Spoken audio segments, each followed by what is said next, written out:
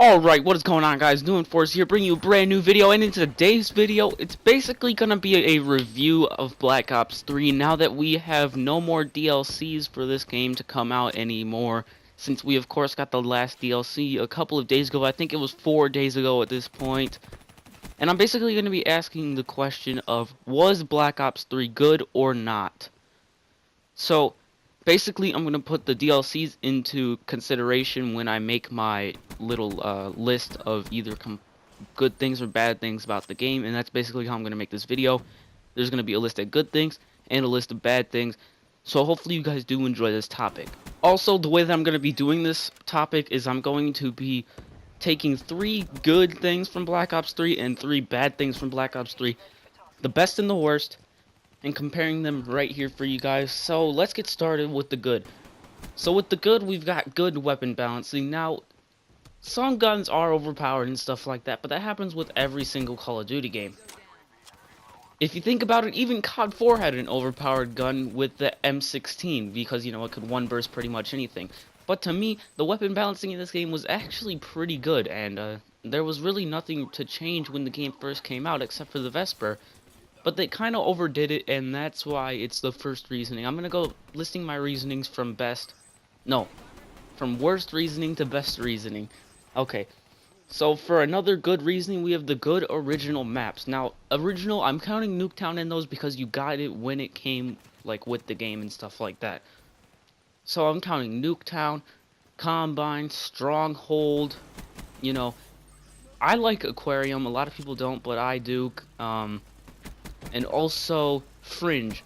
Those are probably some of the top 5 maps. There are some other ones that could contend for Aquarium spot, but to me the maps that came with this game are absolutely amazing, and that's why it's my second best reasoning for good reasonings of why this game is good. And finally, for the good reasons, we've got cool weapons. Now, the weapons that they put in this game are actually really cool, like the first ever burst fire sniper rifle and the first ever burst LMG that you didn't have to put an attachment on for it to be burst fire. And I thought that was a really cool idea, and something that they should grow on moving forward in the future with Call of Duty, like how they added the DLC weapons with the akimbo crossbows and stuff like that. I just thought that was really cool. The Rift E9 and the Banshee were super cool. And I'm not taking in like the balancing for this part. I'm just talking about the designs of the weapons and how they work. I think that is a really amazing way for them to actually present this game and make it look good for the entire community, and that's why cool weapons is the best good reasoning. Now let's get to the bad. So first up for the bad, I've got DLC melee weapons, not DLC regular weapons, because those were really cool and I really enjoyed that. Even though I didn't get a ton of them, I still, when I did, I got super excited, and that's all I want to get when I play Call of Duty. I want to get excited, I want to get pumped up to play, I want to, you know, just have fun with the game. And that's what the DLC weapons did. But with the DLC melee weapons, every time you got a new one, you didn't even realize that you got one until you checked your melee weapons one day and you actually ended up getting one. The only cool ones to me were the butterfly knife and the baseball bat, and I know that Treyarch has some better ideas than that. So that is why DLC melee weapons are a bad sort of omen to this game. Okay, so for my second reasoning of bad, we've got the DLC multiplayer maps. Now, the multiplayer maps for DLC were so terrible that I don't even remember half of them. The only good ones, in my opinion, are the Outlaw, which is Standoff Remake, and Empire, which is a Raid Remake. And I can't even remember a ton of them, like Cryogen, that was terrible.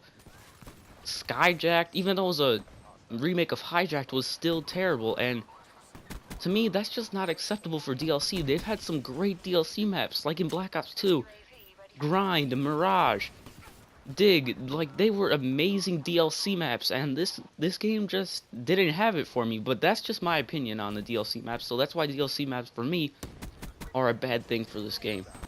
And finally, you guys know what I'm gonna say, the worst thing about Black Ops 3 has to be the supply drops. Now, I said the DLC weapons are cool earlier in the good reasoning, like with the cool weapons and stuff like that, but that's not what I mean by supply drops. I mean, the whole community and the way that they reacted to supply drops. I'm not fully in on the whole buying supply drop thing, and I'm definitely on the side of you definitely shouldn't buy supply drops. You don't need to buy supply drops. You can just play the game and get your crypto keys the way that you want to. But the way that the community reacted after, you know, they kept adding weapons and stuff like that. Once they added the first batch of melee weapons, I knew that they were going to add automated weapons, and a ton of people knew that too. But they still complained when they got new ones. We should have expected this right off the bat because Advanced Warfare introduced it first. But that's just my opinion on the supply drop debacle and stuff like that. But basically, those are my good and bad reasonings, and now I'm going to get into comparing and contrasting the good and bad reasons and stuff like that to come up with a conclusion of if this game is good or bad. So, to me, Black Ops 3's good things weigh out the bad things. Even the whole supply drop debacle in the way that the community reacted to supply drops, I still think this game is a good game, and my reasonings are it was just fun to play. I mean, it was just a fun experience. It was kind of like Advanced Warfare in a way, because a lot of people didn't like Advanced Warfare, but I liked Advanced Warfare, because it was just a really fun game, and a game that you could, you know, play with your friends, and just get tons of kills. Even when you were losing, you weren't getting destroyed, because the score streaks weren't that good in this game. And that's actually another good reasoning for Black Ops 3, and I just feel like the Black Ops 3 has more good things than bad things. And that's why I believe that Black Ops 3 actually is a good game. But basically, that's all I have to say for this video, guys. Let me know down in the comment section below if you guys believe the same thing that I do, that Black Ops 3 is a good game. But basically, that's all I have to say for this video. So it's been the New Enforcer. Leave a like and possibly subscribe to the video. And I'll see you guys in the next video.